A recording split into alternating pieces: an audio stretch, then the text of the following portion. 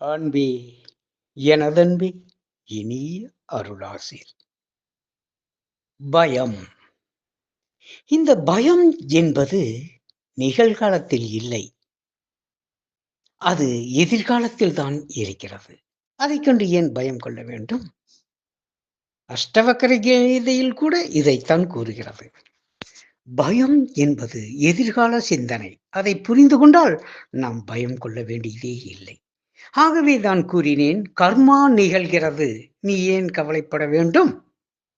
ஆனால் கர்மாவை நீ நிகழ்த்துவதாக எண்ணுகிறாய். அதுதான் உனக்கு பயத்தை கொடுக்கிறது. அன்பே, மீண்டும் புரிந்து கொள்.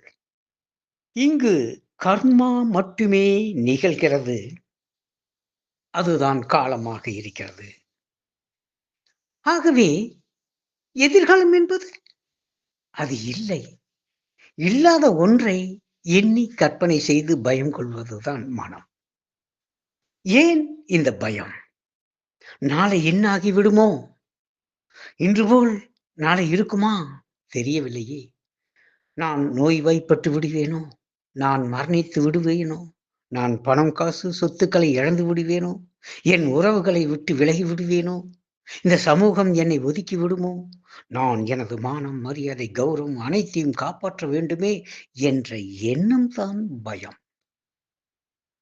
இல்லாத நோயை இருப்பதாக கற்பனை செய்வதுதான் பயம். இந்த நொடியில் பார், நீ எவ்வளவு நிறைவாக இருக்கிறாய். இன்று இன்று உனக்கு பயம் கிடையாது. நேற்று கூட பயம் இருந்ததில்லை.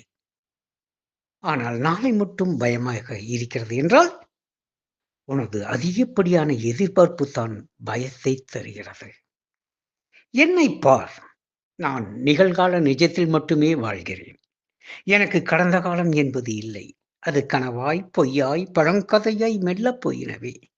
எதிர்காலம் என்பது எதுவுமே என்னை பொறுத்தவரை இல்லை. ஏனென்றால் நான் அங்கு நிகழ்த்த வேண்டியது எதுவுமே இல்லை. நிகழ்கால நிஜத்தில் வாழ்கிறேன். நீயும் அப்படியே இரு என்றுதானே கூறுகிறேன். உன்னால் மட்டும் ஏன் முடியவில்லை? நீ பயம் கொள்கிறாய், கலக்கம் அடைகிறாய், துயரம் அடைகிறாய். நிகழாததையெல்லாம் மனதை கொண்டு நிகழ்த்தி பார்த்து பார்த்து வெறுப்படைகிறாய், சோர்ந்து போகிறாய். இது எதற்காக?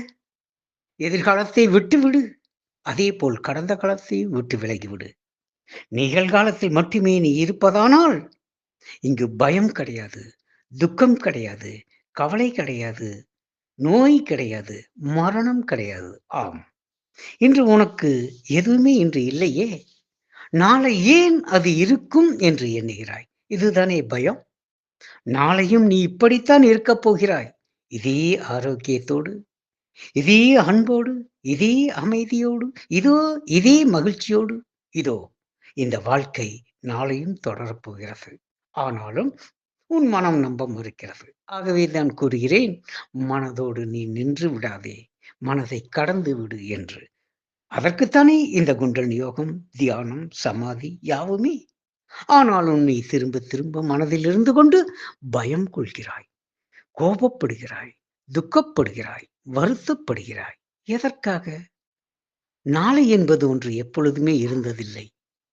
நாளை என்பது கூட அது இன்றாகத்தான் இருக்கிறது. நாளை விடிந்த பிறகும் பார், இன்றுதான் அங்கு புலப்படுகிறது. இன்று எப்படி இருக்கிறாயோ இதே மாதிரிதான் நான் கடைசி வரை வாழப்போகிறேன் என்று உறுதி கொண்டு பார், அப்படியே நிகழும். எதை எண்ணுகிறாயோ அதுவே ஆகிறாய்.